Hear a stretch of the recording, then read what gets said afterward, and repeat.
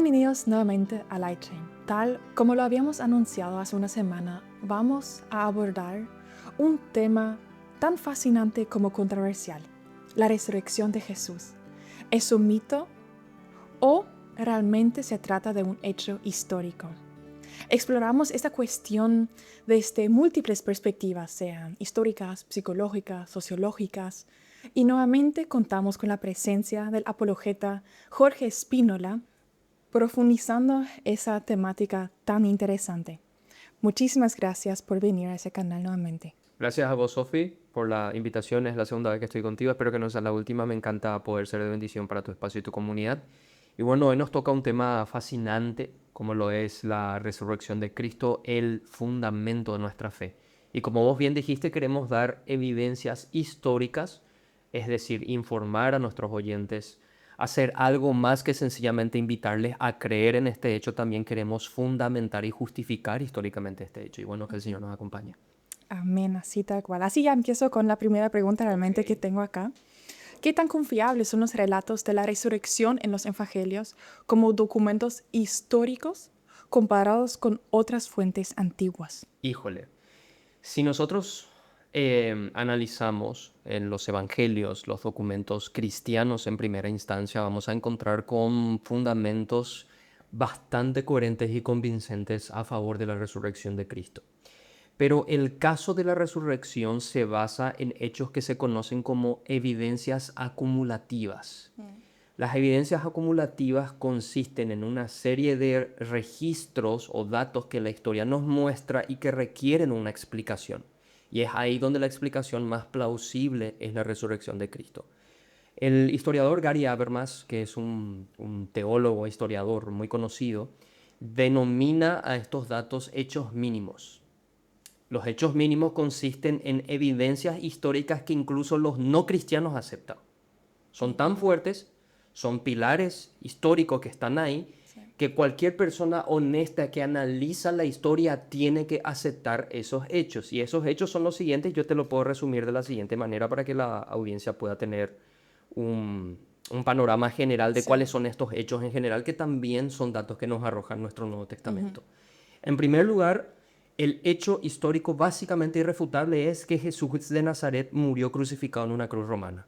Eso es algo que nadie niega. Claro. No importa si no sos cristiano, se cree, se afirma taxativamente que Jesús existió y que murió crucificado en una cruz. Ese es el hecho número uno. El hecho número dos es que los discípulos de Jesús creían que Él se les había aparecido después de haber muerto. Fíjate que no dice que Jesús resucitó, dice que sus discípulos creían eso. Y eso también es un hecho histórico. Eso es algo que nadie niega.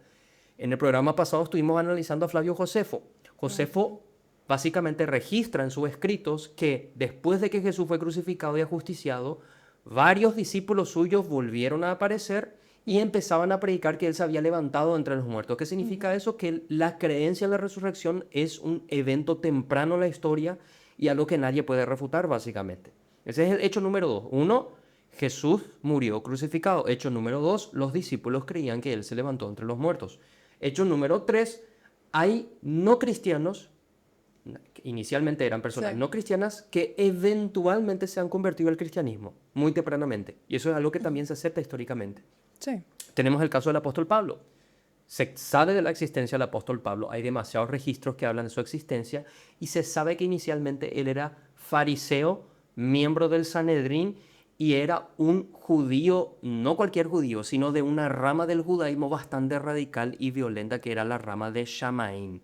La rama de Shamaín, a diferencia de la rama de Hillel, es una rama bastante política, bastante violenta, incluso con todos aquellos que no aceptan la fe judía tradicional. Tanto así que ellos incluso aprueban el uso de armas y aprueban la ejecución de personas no cristianas, perdón, no fariseas o no judías. Él mismo dijo que era muy celoso acerca Así mismo, y conocemos el del Antiguo testimonio de Testamento. Pablo, Sí, conocemos, así él mismo. perseguía a cristianos y lo hacía en función a su escuela radical, que era Sí. la escuela de Shammai. Eso se sabe. Pero ¿qué sucede con este hombre de la noche a la mañana, Sofía? Se convierte al cristianismo. Y según su propio relato, su conversión se basó en el hecho de que él tuvo una experiencia con el Cristo resucitado. Y esto es algo bastante particular. Mira que la evidencia no dice que Jesús resucitó, pero sí nos muestra que hay alguien que se convierte de una fe radical anticristiana de la noche a la mañana empieza a afirmar que Jesús se levantó entre los muertos. Eso es algo bastante común dentro del testimonio cristiano, pero muy poco común dentro de los datos históricos. Tenemos el caso de Santiago también, el hermano de Jesús, el medio hermano de Jesús, hijo de María, que inicialmente por los evangelios sabemos que no creía en Jesús durante su vida pública, pero que eventualmente se convierte a la fe cristiana. Él empieza a creer en Jesús en virtud a su resurrección. Primera de Corintios capítulo 15 nos dice que Jesús, después de haber resucitado entre los muertos, se le aparece a Jacobo. Y es ahí donde él se convierte. Y esto es bastante llamativo. Nuevamente la evidencia no dice que Jesús resucitó, pero te vuelve a mostrar a otra persona, históricamente, que no era creyente inicialmente, pero que de la noche a la mañana se convierte a la fe. Sí. Y eso es algo que necesita una explicación, que requiere una explicación.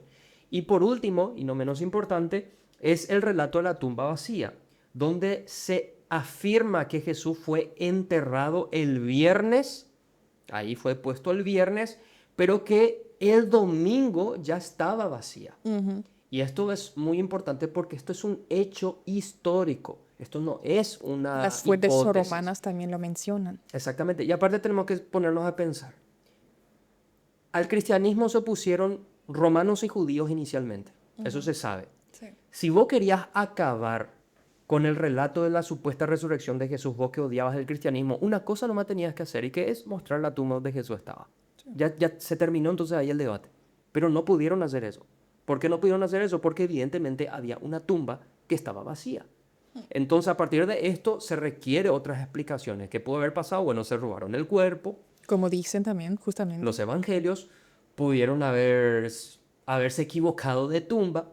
Es decir, a Jesús le pusieron en una tumba y después en otra ya no sabemos si es la misma tumba donde Jesús fue puesto originalmente. Y muchas otras cosas pudieron haber pasado. Incluso el Corán dice que Jesús no murió, que en la cruz él sencillamente sufrió un desmayo. Sí, lo que también habíamos abordado. Sí, en el programa anterior. Entonces, son cosas que requieren explicación. Son, como dice Gary Habermas, hechos mínimos. Vuelvo a repasar los hechos para que nuestros clientes lo tengan bien presente. Primer hecho, Jesús muere crucificado en la cruz. Segundo hecho, los discípulos de Jesús creían que él se había levantado entre los muertos. Tercer hecho, Pablo, perseguidor, se convierte, y Santiago, incrédulo, también se convierte, basados en un testimonio de haber visto al Cristo resucitado. Y cuarto hecho, la tumba donde enterraron a Jesús el viernes estaba vacía el domingo. Entonces, ¿cuál es la explicación a estos hechos?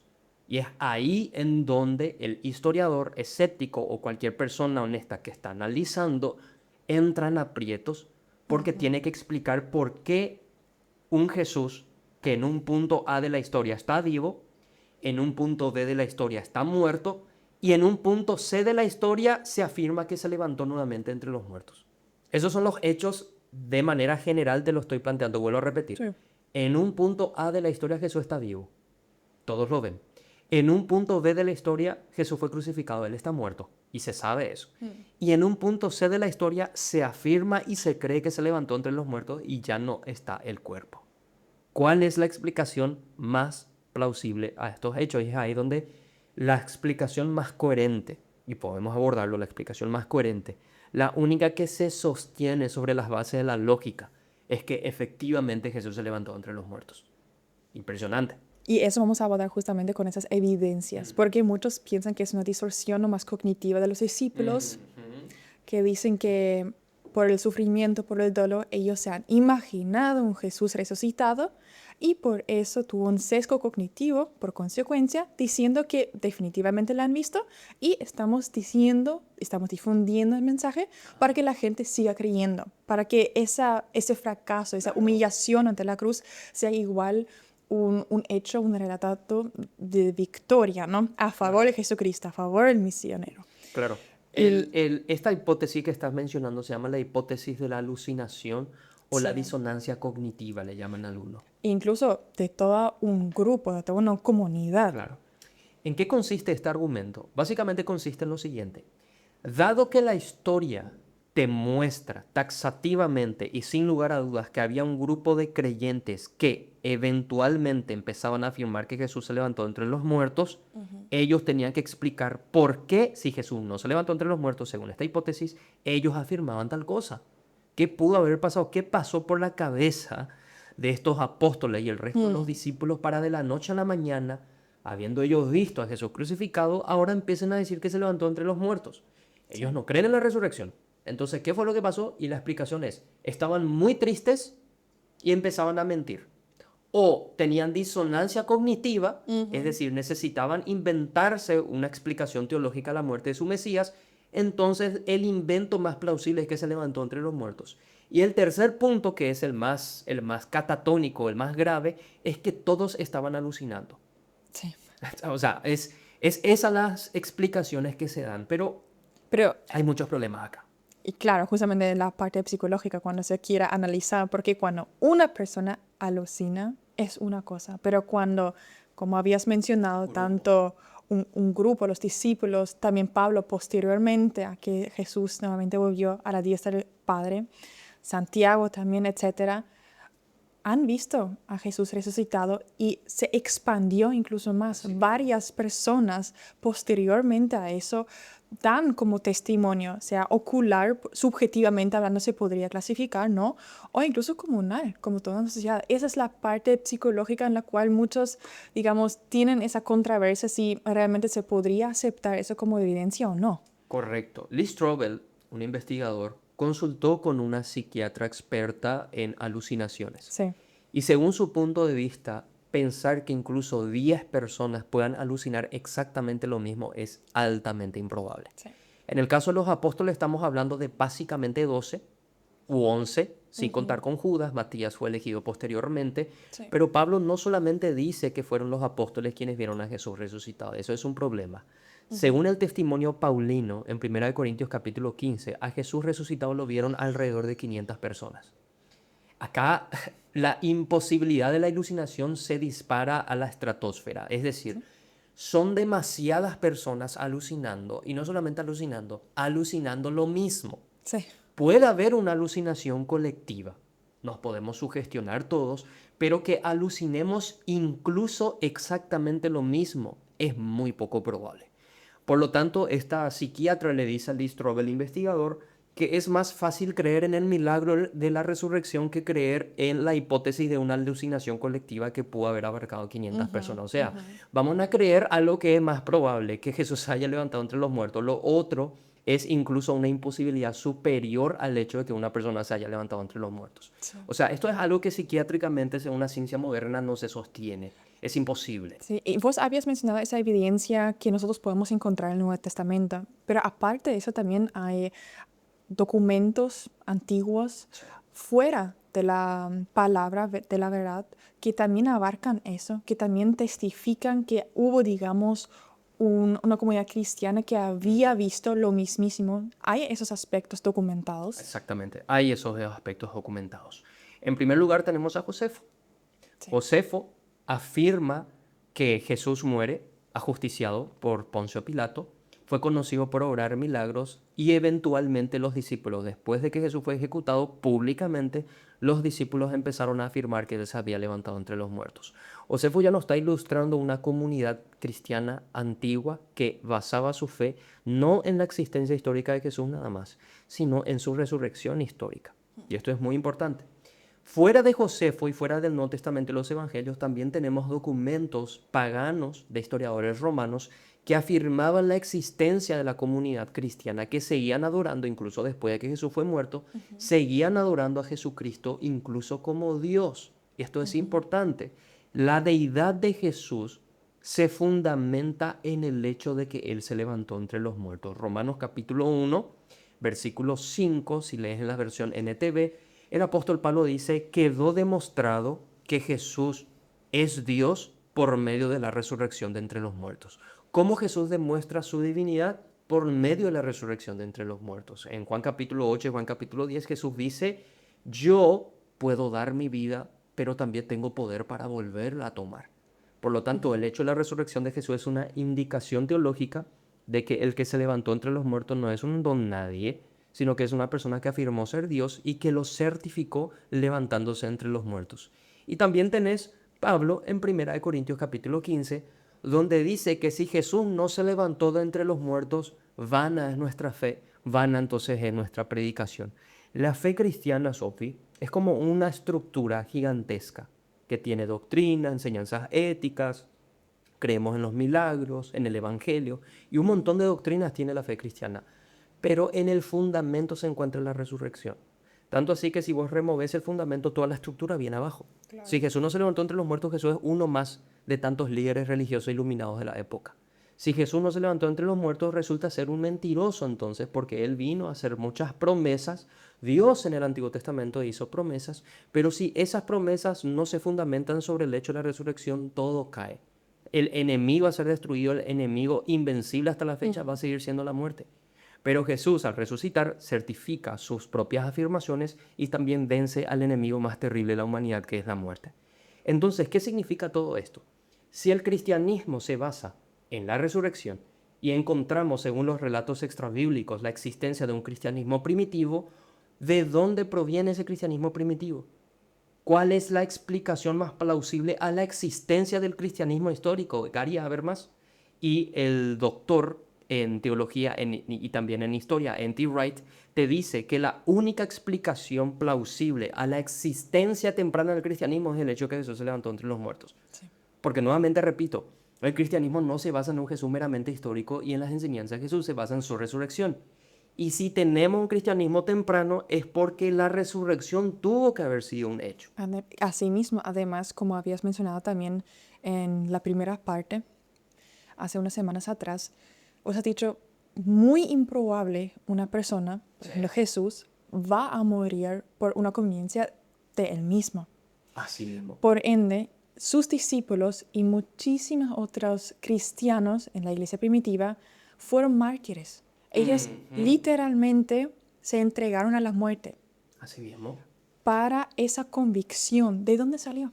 Así mismo. Por una alucinación comunal de toda una sociedad, de toda una comunidad cristiana. Literalmente vos vas a poner tu vida en riesgo solamente por algo que habías escuchado sin ningún fundamento. Esa es una de las evidencias que para mí realmente fuertemente en mi vida me había mostrado que debería haber habido un impacto tremendo en esas vidas de las personas, por lo cual creer que Jesús realmente resucitó. Y una de las evidencias también es que después de la resurrección de Jesucristo han obtenido también la bendición del Espíritu Santo de poder dar testimonio a través de sus vidas y también de liberar, sanar, etcétera, continuar con el Evangelio como Jesús lo predicó. Amén. Así mismo. Incluso podríamos añadir esto, Sofía. Acá solamente tenemos dos opciones. O la resurrección es un hecho histórico o es un invento de los apóstoles. Vamos a poner la hipótesis de que es un invento de los apóstoles. Hay muchísimos problemas con sostener eso históricamente.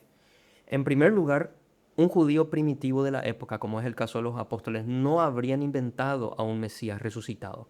Sí. ¿Por qué? Porque el judaísmo del segundo templo, es decir, el judaísmo de la época de Jesús, no sostenía que el Mesías debía morir y resucitar. Ellos no creían eso. Para ellos su Mesías debía ser militar, político, davídico.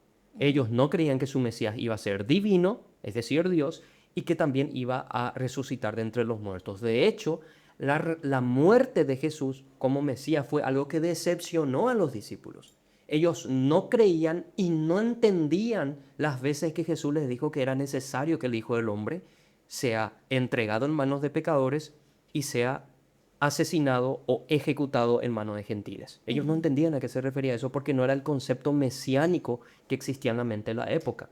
Pero acá tenemos a un Jesús, Mesías, que es Dios, que muere y que resucita, lo cual es algo que ellos no pudieron haber inventado. Entonces, ¿quién sostendría eso de la noche a la mañana? Bueno, sencillamente personas que realmente presenciaron una doctrina novedosa en la época que solamente pudo haber sostenido mediante revelación. Eso en primer lugar. En segundo lugar, tenemos el testimonio de los mártires. Y esto también es importante. Si la resurrección, el relato de la resurrección fuese un invento, entonces estamos hablando acá de una conspiración. Es decir, se reunieron un grupo de discípulos a conspirar este engaño que ellos querían efectuar. El gran detective ex ateo James Warner Wallace, bastante conocido, él es detective de casos fríos, se les llama a él. ¿Por qué? Porque a él le encanta investigar crímenes que son muy antiguos y que no tienen muchos testimonios. Entonces, él emplea todas sus técnicas como investigador detective a analizar el testimonio de los apóstoles para ver si estaban mintiendo, si estaban inventando algo o si realmente estaban siendo honestos. ¿Y con qué se encuentra James Warner Wallace? Él se encuentra con el hecho de que si se tratase de una conspiración, es decir, de un testimonio que ellos homologaron para engañar a la gente, es muy poco probable porque ya son demasiados. Una mentira homologada y una conspiración estructurada es muy fácil de sostener cuando somos 2, 3, 4 o 5 como máximo.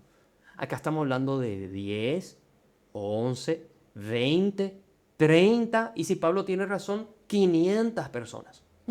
Un testimonio, una conspiración sostenida por 500 personas. Es muy difícil. Alguien sí o sí va a meter la pata. De eso se sabe. Claro. Entre pocos es fácil, dice James Warner Wallace según su experiencia como detective. Pero cuando ya son muchos, se van a encontrar inconsistencias, alguien probablemente confiese, Sí. alguien se retira y así sucesivamente. Cualquier cosa puede pasar cuando son varios. Pero en el caso del Jesús resucitado y el testimonio temprano, no reúne los requisitos para hacer una conspiración de personas mentirosas. Y otra cosa más.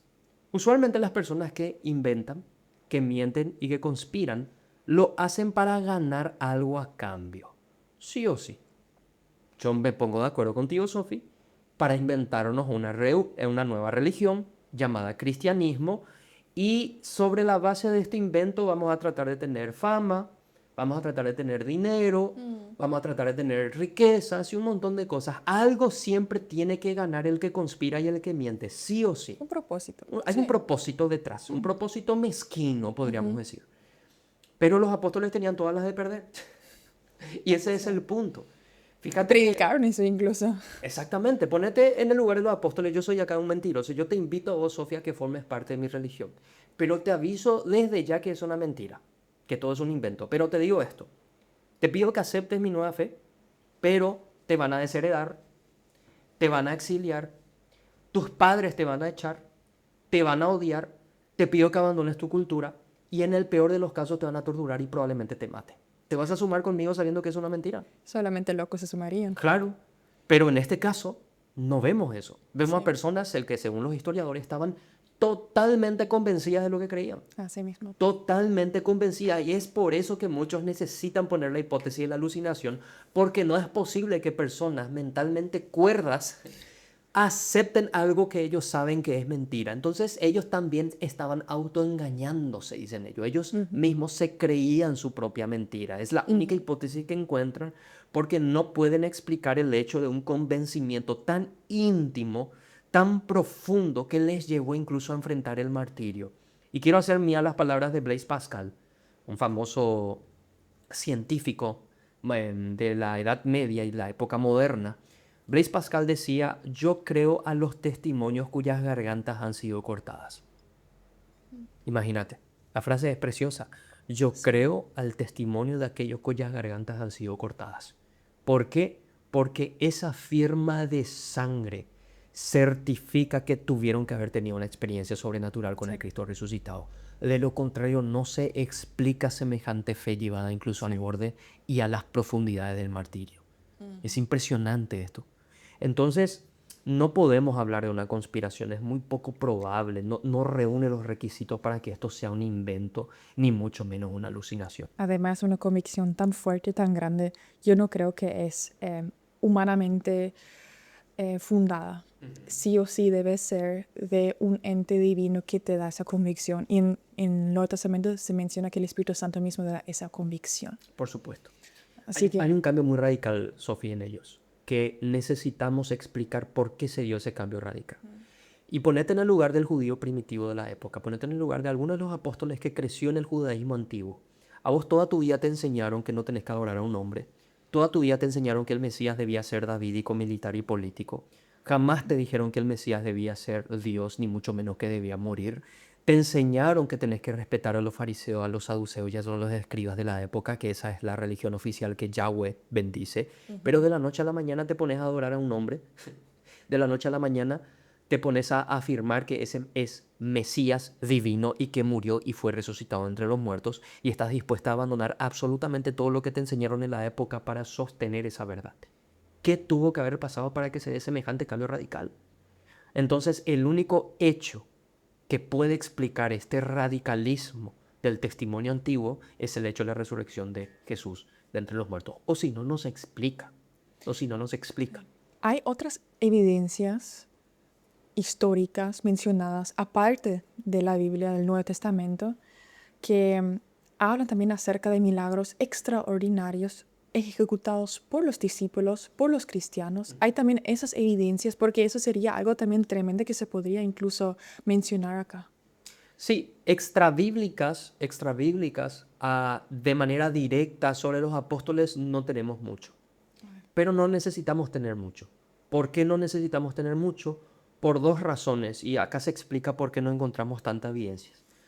Lo que se quería hacer con la fe cristiana antigua era erradicarla y difamarla. Por lo tanto, a los escritores antiguos, a los historiadores antiguos, que en su mayoría eran antagonistas de la fe, no iban a afirmar que sus discípulos seguían haciendo milagros porque iba a ser como dispararse a ellos mismos. No les convenía hacer semejante cosa. Sí. Lo único que sí hicieron, y aún así nos sirve a nosotros como evidencia, es afirmar que el Mesías de estos hombres era también un mago. Y que Satanás o Belcebú estaba detrás de esta religión antigua, lo cual explicaba los elementos sobrenaturales que se podía ver en la vida de Jesús mismo y de sus apóstoles. Por lo tanto, encontramos o podemos hacer inferencias de un Jesús milagroso y un cristianismo que estuvo rodeado de hechos sobrenaturales sobre la base de las difamaciones que le hacían a la fe cristiana. El afirmar que estaba Satanás detrás, el afirmar que Jesús era un mago, el afirmar que el cristianismo era un invento hechicero para engañar a las masas y a las multitudes, son argumentos a favor, porque admiten elementos sobrenaturales en nuestro testimonio antiguo. Sí. Pero el testimonio más fuerte es la predicación y es el martirio. Tanto así que Tertuliano incluso observaba una paradoja. ¿Quién era Tertuliano? Era un padre de la iglesia del siglo III y siglo IV, un padre de la iglesia latino. Tertuliano decía que las afirmaciones del cristianismo eran locura para la época. Una locura, una locura. En aquella época los dioses que ellos concebían eran dioses poderosos, victoriosos, que estaban por encima de todos y que siempre dominaba a algo o a alguien. Ese era el concepto de Dios que ellos tenían. Pero el Dios de los cristianos es lo opuesto. Es un Dios que se humilla, es un Dios humilde, que se somete, que muere y que después resucita entre los muertos. Por lo tanto, eso es locura. De ahí el concepto de Pablo. Esto es locura para los gentiles y para el judío. Tropezadero, decía Pablo. Y Tertuliano decía, esto es una burla, es un escarnio para la doctrina o el conocimiento de la época. Pero aún así yo creo en la resurrección, decía él. ¿Por qué yo creo en la resurrección? Porque es locura. Y precisamente por eso la creo. ¿Por qué creo en la resurrección? Porque es imposible. Y precisamente por eso la creo, decía él. Entonces, es este testimonio radical el peso mayor a favor de la resurrección, incluso mayor a los hechos milagrosos que pudieron haber cometido los apóstoles y que está registrado en el libro de Hechos. Así mismo. Y que nuevamente, el libro de Hechos también son documentos históricos. No se pueden desestimar, por así decir, esos hechos. Es decir, un historiador escéptico puede leer el libro de Hechos y va a decir, no me parece acá que Pablo haya resucitado a un muerto, que Pedro haya sanado con su sombra, esto no me parece. Bueno, proba que no son históricos. Porque siempre el cristiano es el que está sentado en la silla de los acusados. Proba que estos son de verdad, proba que estos son hechos históricos, te suelen decir. ¿Por qué no puede ser al revés? ¿Por qué vos no le podés decir al historiador escéptico o al crítico, decirle, ¿y por qué no probás vos que estos documentos son mentiras y son fantasiosos? Eso también es algo para analizar, un paréntesis que le va a servir a nuestros oyentes. Dejen de sentarse en la silla de los acusados. Dejen de ustedes ser los que siempre dan respuestas. Pongan al crítico en la silla de los acusados. ¿Por qué no existe Dios? Jesús no se levantó entre los muertos. ¿Por qué no se levantó entre los muertos? El Nuevo Testamento no es confiable. ¿Por qué no es confiable? Pregunten ustedes y van a ver cómo la cara del escéptico va a cambiar. Claro, es un análisis crítico. Es un análisis crítico porque el cristiano siempre va a ser culpable hasta que se demuestre lo contrario. Vos como abogada entendés esto. Claro. Siempre vas a ser primero culpable hasta que se demuestre lo contrario. Pero en realidad es al revés. Vos tenés que ser inocente hasta que se demuestre lo contrario, Según pero los con el cristianismo principios. quieren hacer una excepción. Ujú. Entonces, que sea al revés, que se sienten ellos en la silla de los acusados y van a ver cómo la cosa va a cambiar. Porque fácil es criticar, fundamentar es lo difícil. ¿Y hasta qué punto se podría decir que la resurrección se puede analizar desde un evento histórico, experiencia espiritual o un fenómeno sociocultural? Ya que una nueva cultura surgió después de la resurrección, la cultura El impacto cristiana. que causó el Así cristianismo. mismo. El impacto que causó la fe cristiana desde una época muy temprana es un testimonio a favor del cristianismo. Porque una fe religiosa y novedosa como lo es el cristianismo no pudo haberse sostenido con los magnos enemigos, colosos enemigos que hubo en la época. Tenían a los dos grandes enemigos, el judaísmo y el imperio romano. Así mismo. Tenemos el caso de Nerón, perseguidor de los cristianos, Domiciano, perseguidor de los cristianos, que exiliaba a los cristianos, ejecutaba a los cristianos, crucificaba y quemaba a los cristianos, les convertían en antorchas humanas en las calles de Roma para iluminar las calles de Roma. Y el Sí. judaísmo, que veían al cristianismo como una secta que fue derivada de ellos, pero una secta al fin y al cabo bastante blasfema para ellos. Podemos ver el Talmud, registrado en el Talmud lo que ellos concebían del cristianismo. Entonces, un cristianismo que se basó en estos hechos que estamos mencionando y que tenían semejantes enemigos, tuvo que haber desaparecido, como tantas otras religiones de la época que hoy día ya no existen. Pero de la noche a la mañana nuevamente empezó a ganar mayor fuerza que el judaísmo, tanto así que incluso el Imperio Romano lo aceptó como parte de su religión oficial. Sí. O sea, yo no digo que esto sea algo positivo, entre paréntesis, pero sí admito que tuvo que haber sido una religión con un motor muy fuerte en su núcleo, para que se haya sostenido y con el tiempo haya creado y diseñado toda la cultura occidental que hoy vemos. Entonces, esto también es solo un argumento a favor. Ahora, ¿hasta qué punto podemos analizarlo históricamente como tu pregunta menciona? Yo creo que hay un punto donde se requiere fe. Yo puedo darte todas las evidencias, pero para todas las evidencias puedes encontrarle un pero. Necesitamos al fin y al cabo del testimonio interno del Espíritu Santo, el convencimiento interno del Espíritu Sí. Santo, para que pueda efectuarse una verdadera conversión y una fe genuina. Sabemos que esa es la obra que compete esencialmente al Espíritu Santo. Las evidencias te llevan hasta un punto, pero si tu corazón es pecaminoso, si tu espíritu está muerto, vos siempre vas a oponerte a las evidencias. Romanos capítulo 1 habla claramente de eso. Entonces un autor decía, R.C. Sproul, decía lo siguiente: el elemento o aquello que los incrédulos tienen en contra del cristianismo no es intelectual, es moral. O sea, a final de cuentas no son las evidencias, es la vida pecaminosa que yo amo. Ujú. Vos me podés dar todos los argumentos, pero yo sigo amando mi egocentrismo, mis lujurias, mis adulterios, un montón de cosas sigo amando. Y al final esa va a ser la razón por la cual yo no acepto la fe cristiana. Es moral el problema, no intelectual. Así que, a final de cuentas, las evidencias nos llevan a nosotros hasta un punto, pero a final de cuentas, el Espíritu Santo nos tiene que convencer a nosotros. Necesitamos de él. Las evidencias no lo son todo, son el principio y son una justificación y una certificación de la validez de la fe cristiana. Pero la certificación que causa convención y fe genuina es la certificación del Espíritu Santo. Eso es lo esencial, eso es lo indispensable. Sobre el tema de la resurrección, Sofi, nos estamos olvidando algo importantísimo. Algo fantástico que algunos lo consideran como uno de los argumentos más fuertes a favor de la fe cristiana. Si la resurrección hubiese sido un invento, Sofi, si hubiese sido un engaño, una conspiración de los apóstoles, ellos difícilmente hubieran puesto a mujeres como testigos iniciales de la resurrección. Así mismo, sí, ese fue un punto. No es muy marketinero eso. Al menos en esa época. Al menos en esa época eso no te ayuda al marketing No. para vender. No tenían voz ni voto las mujeres. Exactamente. Jesús les dio un rol súper importante, Así según los mismo. relatos. Asimismo, si vos le lees a Josefo, Josefo nos informa que el testimonio de las mujeres no tenía validez en esa época. No tenía validez en un tribunal. Si vos querías contar con un voto, tenías que reunir básicamente a 3 mujeres, y 3 mujeres eran tan válidos como el testimonio de un solo hombre. Equivalía uno. Era a ese nivel. ¿Y qué pasa con el relato de la resurrección de Jesús? Las primeras personas que ven la tumba vacía, y que tienen una experiencia con el Jesús resucitado son mujeres.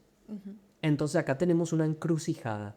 Si esto hubiese sido un invento de los apóstoles, eligieron un muy mal principio para empezar a convencer en la época. Entonces, ¿por qué estaban en las mujeres? Sencillo, porque eran verdad. Es más, ellos tampoco creían en las mujeres. Así Podemos mismo. leer. Inicialmente no creían. No, Jesús encima aparece a ellos mismos para que podrían creer. Así mismo, incluso había uno que no estaba en el momento de Sí. la aparición pública de Jesús, que es el caso de Tomás, y tampoco estaba dispuesto a creer. Es que es impresionante este punto. Entonces, ¿qué vemos acá con el relato de las mujeres como testigos iniciales de la resurrección de Jesús? Vemos que esto demuestra que hay honestidad. Básicamente te Otra están vez. diciendo, y parafraseo, mira, yo no te voy a tulsar el testimonio. Yo te voy a decir la verdad. Las primeras personas en haber visto a Jesús resucitado son mujeres. Si me querés creer, créeme. Si no me querés creer, no me creas, no me importas. Esto sigue siendo verdad. Yo te pude haber dicho que el primero fue Pedro, que el primero fue los hijos de Zebedeo, Juan y Santiago, los hijos de Jonás, Pedro y Andrés. Te pude haber dicho cualquiera de los discípulos más famosos que después fueron pilares fundamentales en la iglesia primitiva. Pero eran mujeres. Y esto es un, Un hecho. un contracorriente en el testimonio o la validez del testimonio según la cultura de la época.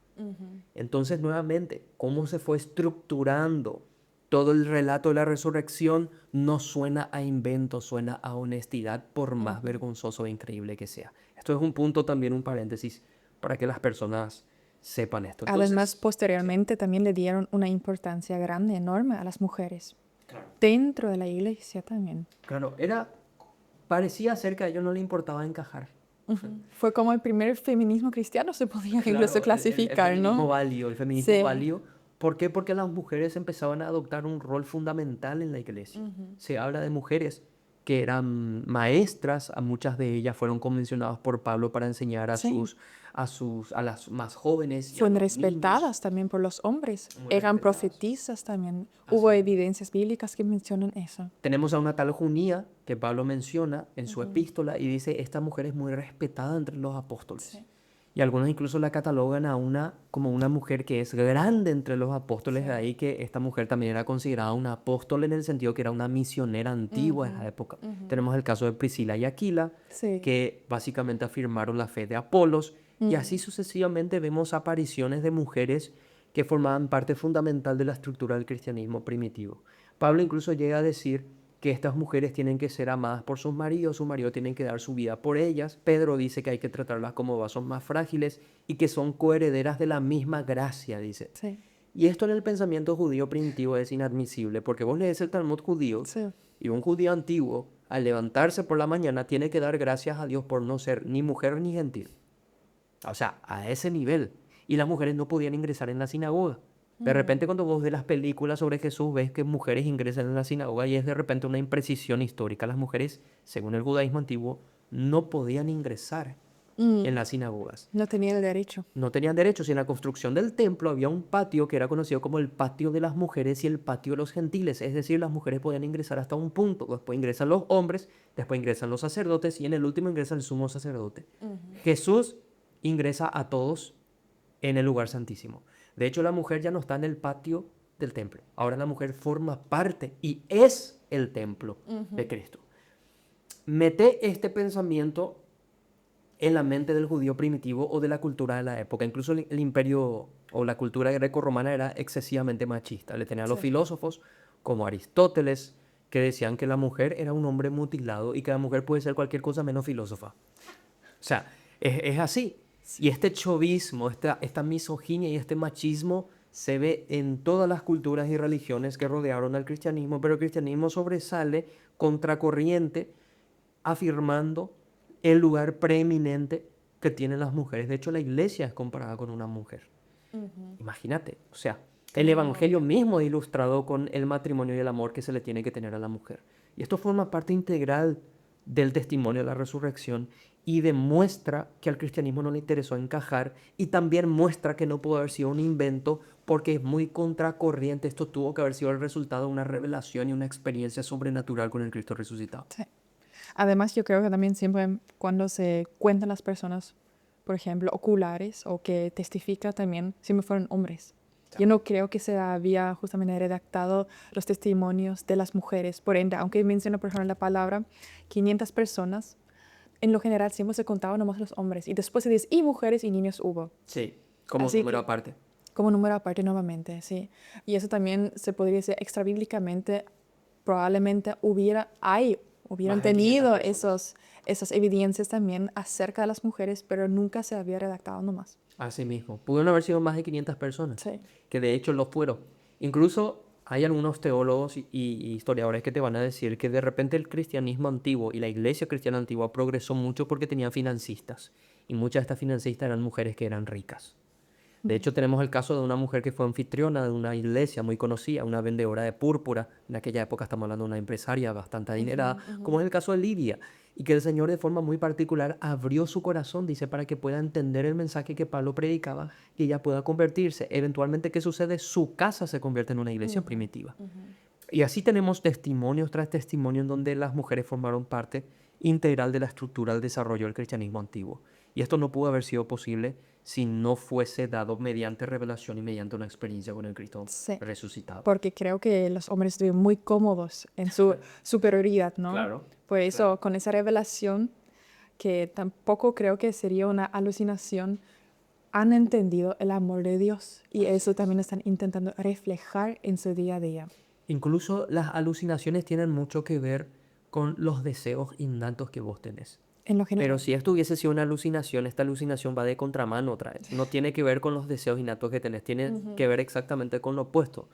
Y hay teólogos que te van a decir también lo siguiente, Sofi, el cristianismo, si fuese un invento, sobre la base de la resurrección, si fuese todo esto un invento, por lo menos este invento tenía que ser consustancial con los intereses y los deseos humanos.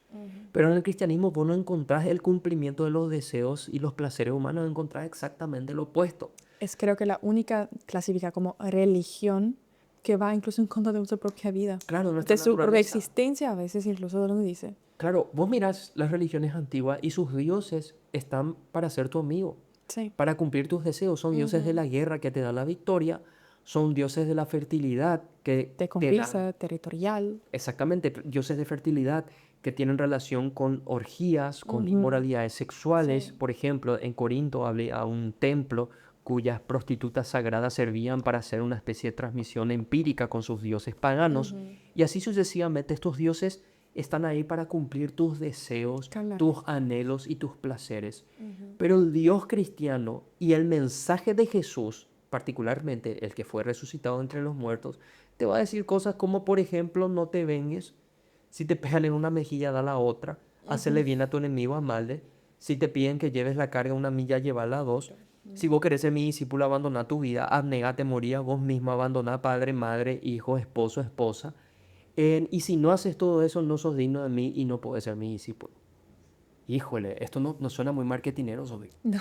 Esto no es marketing, Además dice que también debemos humillarnos siempre. humillarnos. Y la Es tener humillación, un espíritu humilde. Dios, Y eso creo que antes los judíos, antihumano. así Es mismo. antihumano. A nosotros, este espíritu estoico que ahora está de moda nos dice, vengate, tener mentalidad de tiburón, no te sometas ante nadie, de rodillas solamente ante Dios. Dicen, pero Jesús te enseña a humillarte también ante tus hermanos. Sí. Y así sucesivamente vemos elementos doctrinales y enseñanzas éticas en la fe cristiana que no sirven a los intereses humanos. No sirven a los intereses humanos. Frank Turek, un apologista, decía que el cristianismo no es aceptable no por evidencias, sino porque el ser humano está en búsqueda de su felicidad, no en búsqueda de la verdad. Ujú. Y ahí está la gran diferencia. Si vos estás en búsqueda de la verdad, felicidad te vas a hacer cristiano. Pero el punto es que a las personas no le interesa la verdad, le interesa su felicidad. Por lo tanto, está dispuesta a aceptar cualquier mentira siempre y cuando eso les mantenga en la cómoda y placentera mentira. Sí. Siempre y cuando la mentira sea cómoda, placentera y le otorgue felicidad inmediata, lo van a aceptar. Así de simple. En cambio, el cristianismo No se ven. no le interesa venderse. No, a la verdad no le interesa venderse. La verdad es verdad. Punto. Tal cual parece la resurrección es tipo un punto en el cual convergen la historia, la fe, la sociología, la psicología. Y nosotros no podemos explicar de otra manera que definitivamente hubo una resurrección porque hay demasiadas evidencias sean oculares, sea también debido a la parte cognitiva que uno también puede analizar, que deberíamos aceptar que existe, que hubo una resurrección. Y según mi opinión propia, no es un evento nomás de la fe, porque hay demasiadas evidencias bíblicas y extrabíblicas que muestran y explican una expansión duplicada, triplicada, multiplicada, ¿no? Así mismo. Del cristianismo, hasta que finalmente incluso todo un imperio romano creía. Así Y mismo. eso creo que es uno de los hechos más increíbles de la parte histórica, según mi entender y según mi propia opinión, porque de un pequeño grupo, después de la resurrección de Jesucristo, se convirtió en uno de los fundamentos o uno de los religiones más fundamentales de todo el mundo, Así mismo. hasta la fecha. Así mismo. Y nuevamente, la resurrección es la base de toda esa maravilla que estuviste describiendo. Sí. Porque si Jesús no se levantó entre los muertos, todo esto que mencionas no tendría sentido y no se Sí. explicaría. Y creo que ya que estamos llegando al final, de manera reflexiva podríamos mirar la resurrección de la siguiente manera. Si no existe una religión o una cosmovisión que lidie con el problema elemental del ser humano, que es la muerte, las religiones, dichas religiones obsoletas, solamente el cristianismo te ofrece una cosmovisión o una observación o una respuesta que le hace frente a la problemática eterna del ser humano desde el principio de la historia, que es la muerte. La muerte es tan destructiva que nos llena de temores, te separan de Sí. tus seres queridos, le roba sentido a absolutamente todo y muchas otras cosas más. Vos mirás el existencialismo ateo de Jean-Paul Sartre, Albert Camus, y te van a decir cosas como, por ejemplo, ante la inminencia de la muerte, nada tiene sentido. Todo lo que vos construís, Sofi, tu felicidad, tu vida, tu familia, tus hijos, tu dinero, todo lo que construís, eso se puede terminar así. Se va. No llevas absolutamente nada. Pasan los años y el mundo se va a olvidar de vos. Y pasan los años, pasan eones y el universo entero no va a tener rastro de que exististe. Irse a la nada, decía Jean-Paul Sartre, existencialista ateo, irse a la nada, dejar de ser o ir al no ser es algo espantoso. Y esta sociedad está diseñada para anestesiar a las personas. No pensamos esto que yo te estoy mencionando ahora. Todos estamos ocupados siendo felices, trabajando y un montón de cosas. Y si pensás en la muerte, siempre pensás en la muerte del otro, nunca en tu propia muerte, porque pensar en tu propia muerte es algo aterrador. Y también la tristeza que genera, la inminencia que representa. Tu corazón empieza a latir sin preguntarte y va a parar sin preguntarte. Vos podés proyectar tu vida y la muerte va a venir y te va a poner un punto final y va a destruir absolutamente todos tus planes. Es terrible lo que la muerte genera. Y esta muerte, decía Nietzsche, también ateo, muy conocido, Sí. Nietzsche decía que es la muerte, la realidad de la muerte, aquello que nos lleva a creer en Dios y nos genera tanto temor porque nos hace imaginar que después de la muerte nos vamos a presentar ante un juez. Claro, porque todos quieren que un día nosotros tengamos una vida eterna. Cada uno tiene un anhelo de o reencarnación, como algunos dicen, o incluso una vida eterna, como nosotros cristianos decimos y profesamos también. Incluso Timothy Keller te va a decir que lo que nos asusta tanto de la muerte no es el dejar de existir. ¿Sabe qué nos asusta? Nos asusta que después de la muerte había sí o sí hay algo. Sí. Y eso nos llena de terror. Por más ateo que vos seas, en tu subconsciente siempre va a estar, como decía Blaise Pascal, el incrédulo cuando se acuesta por la noche y mira hacia el techo, se pregunta, ¿y si todo esto es cierto?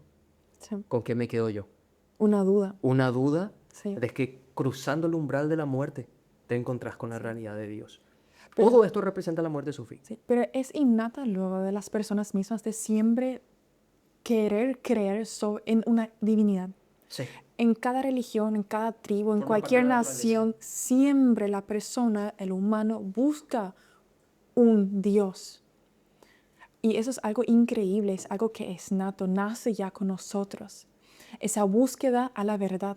Cada uno tiene sus propios caminos, cada uno está buscando en diferentes religiones, pero al fin y al cabo, cuando uno analiza críticamente, con una mente analítica, sin prejuicios, uno al fin y al cabo va a pensar en el cristianismo, porque dice que acá hay tantos fundamentos, tantas evidencias, que es imposible negar que realmente existió un Jesús y que muy probablemente por todas las evidencias bíblicas y extrabíblicas hubo una resurrección, ¿no? Incluso hasta la fecha, lo que en verdad, a mí me encanta también escuchar son testimonios. A la cercanía de la muerte, por ejemplo, algunos murieron, otra vez se resucitaron, ¿no? Existe eso, sea en inglés, sea en español, sea en alemán, sea en cualquier idioma que vos querés buscar. En todas las naciones, en todos los países, existen testimonios grabados, existen personas que cuentan lo mismísimo sin haberse conocido. Ellos, por ejemplo, hablan acerca del cielo, hablan acerca de Jesucristo, hablan acerca de verdades bíblicas sin nunca haber leído la Biblia antes. Eso es algo tremendo. Significa que el Espíritu Santo mismo les dio esas palabras o esa visión o, digamos, esa experiencia sobrenatural. Y si Jesús no hubiera resucitado, ¿en dónde clasificaríamos esos milagros? Así. Otra vez sería una alucinación. Sería una alucinación de todos, no sé, más de 500, más de 1000, Hasta más la de fecha. 10, hasta la fecha. Hasta la fecha Antes, tenemos personas alucinando por un sí, Jesús resucitado, por un Jesús que está vivo a la diestra de Dios. así mismo, hasta la fecha hay milagros extraordinarios. ¿Dónde nosotros podríamos clasificar eso? Y solamente hay una conclusión, según mi criterio, solamente hay una evidencia que es justamente la resurrección de Jesucristo. Correctísimo. Es una evidencia que muchas veces de repente puede ser desestimada, pero forma parte de las evidencias. Además de todas las que estamos dando, no podemos negar que incluso hasta la fecha seguimos teniendo testimonio de personas que experimentan una visión o tienen una experiencia sobrenatural con el Cristo resucitado. La pregunta al millón que tenemos que hacernos es, ¿todas estas personas están mintiendo? Todas estas personas Y mienten tienen la misma exactamente lo mismo. convicción que los discípulos de antes. Exactamente. Entonces también forma parte de las evidencias porque son testimonios. Sí. Y esos testimonios son muy coherentes y siguen un patrón.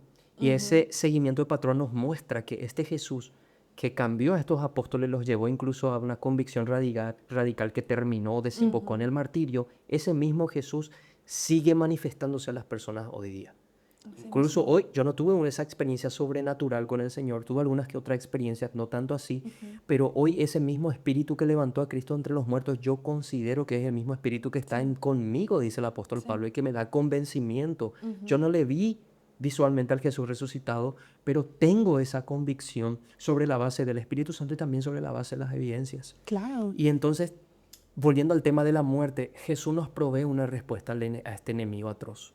Nos da una respuesta. Gracias a la resurrección y gracias al hecho de que Él vive, pues no le tenés que tener miedo a la muerte. Vos tenés una esperanza, no es el final de la vida. Tu sufrimiento tiene un propósito, no vas a ir a la nada. Alguien tiene el control de todo lo que te sucede, entonces vos podés vivir con esperanza, con propósito. Sartre decía, a menos que demos por hecho la existencia de Dios, la vida no tiene sentido. Emmanuel Kant, filósofo también, Sí. él decía, sobre el hecho de la resurrección, o a menos que la resurrección sea verdadera, no tenemos hechos prácticos, decía. Sobre la base de todos los hechos prácticos y para que tengan sentido los hechos prácticos de toda la vida, tiene que existir vida después de la muerte. Te pongo una ilustración y con esto termino mi participación. Imagínate que vamos a jugar Monopolio, Sofía. Vamos a jugar banquero o Monopolio, como muchos conocen. Empezamos a construir nuestros edificios, nuestras empresas, etcétera, pero te voy a avisar lo siguiente. Antes de que el juego termine, yo voy a agarrar el tablero y lo voy a tirar. No vamos a terminar el juego. Eso que estás jugando vos, todo el proyecto que estás armando, mientras jugás, nunca vamos a tener un final. Yo lo agarro y lo tiro. ¿Vas a jugar conmigo? No. Porque no tiene sentido. Lo mismo es la vida. Vamos construyendo nuestra vida, pero esta vida va a terminar así. Va a acabar. Algunos dicen, pero vamos a dejar un legado, pero ese legado va a terminar. En unos miles de años quizás, este mundo va a olvidar que exististe. Sí. El mundo, el universo va a tener una muerte térmica, el sol no es eterno, todo se va a acabar y la nada va a reinar. Pero con Jesús y su resurrección y la existencia de Dios, tenemos coherencia, convicción, esperanza y propósito. Y la muerte no es el final. Y esa es la esperanza de la resurrección. Además, también Dios nos promete que habrá una herencia, que nosotros vamos a tener nuestras propias ciudades, nuestras casas, porque si nosotros acá labramos, si nosotros acá obramos en la tierra a favor del reino, entonces Él también nos va a recompensar, dice. Claro. Y esa será nuestra recompensa en el cielo, Así que es algo que es intangible para nosotros hoy en día, pero una vez que estemos cruzando esa línea de vida a muerte, ¿no? Cuando estamos ahí en la vida eterna, ahí vamos a recibir esa recompensa eterna. Amén. Eterna y corruptible. Y yo creo que también por eso mucha gente quiere, como los discípulos, como también cristianos hoy en día, tienen también ese propósito. No tener esa riqueza material acá en la tierra, sino más bien esa visión a futuras de tener realmente algo después tangible en el cielo y vivir por la eternidad. Y también sabemos tener duelos nosotros. Sí, Es una tristeza perder a los seres queridos, pero sí, gracias a la resurrección de Cristo, gracias al hecho que hay una esperanza de resurrección, no es un hasta nunca con nuestros sí. seres queridos, es hasta luego. Y eso nos da esperanza y nos da aliento. Y yo creo que también es un cierto alivio, aunque nosotros nos estamos contristados en un cierto momento, pero sabemos que dentro de poco, muy Claro. poco, vamos a verles otra vez de nuevo. Y eso es algo que realmente nos llena nuevamente de gozo y de alegría porque sabemos que no es el fin. Primera de Tesalonicenses capítulo 4, Pablo dice, con respecto a aquellos que murieron, dice Pablo, ustedes no se entristezcan como aquellos que no tienen esperanza, porque Sí, si creemos que Jesús murió y resucitó, también creemos que Dios traerá con Jesús a aquellos que duermen en él, dice. sí, Entonces, si están en Cristo, todos vamos a ser uno a final de cuentas. sí. La iglesia de Cristo, por más de que perdemos seres queridos por un breve tiempo, sufrimos aflicciones y tenemos que Sí. soportar el peso de la muerte por un breve tiempo, soportar las enfermedades por un breve tiempo, todo eso va a tener un final. La muerte, que es el postrer enemigo, va a ser destruida, va a ser arrojada al lago de fuego y azufre, dice Apocalipsis, y ya no va a haber más muerte. Y eso gracias a la resurrección de Cristo. Así, amén, así mismo. Muchísimas gracias por haber nuevamente comentado la resurrección, por haber participado en el programa, porque yo sé que será de mucho, mucho beneficio, de mucha edificación de la fe también. Y espero que mucha gente también pueda encontrar ese camino en la fe acerca de esas charlas bíblicas. Y sobre todo también vamos a abordar otros temas, por ejemplo, falsos profetas hoy en día, cómo, por ejemplo, se caracterizan, cómo uno puede también, Sectas. digamos, sí, entender y comprender su actuar, ¿no? Y así que quédense atentos todos ustedes porque vamos a abordar temas demasiado interesantes que son impactantes. Así que muchas gracias Gracias, Sofía, a vos. y bendiciones a todos. Bendiciones.